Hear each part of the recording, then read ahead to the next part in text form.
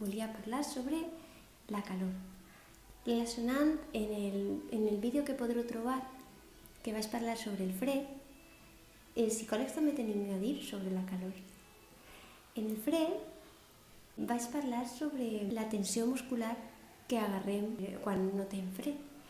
En quant a la calor, volia treure el tema de la fixació de mantindre's fresquet en estiu. I jo penso que molta gent li passa.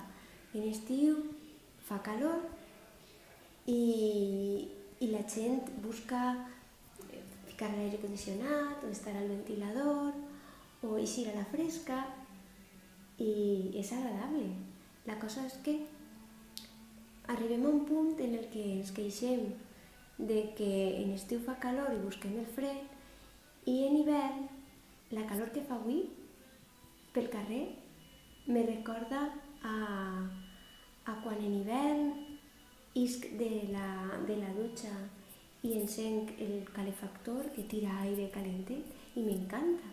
I m'he centrat en aquesta sensació que m'ha transmès simplement el que sentia, no el que el meu cap me dia, no el que hem après. Perquè crec que ho hem après i hem après mal, que en estiu hem de buscar estar frescs i en hivern hem de buscar tindre tenoreta i aquesta calor. I això, aquesta era la reflexió que volia portar-vos avui. I bé, fins a un altre vídeo. Moltes gràcies per veure.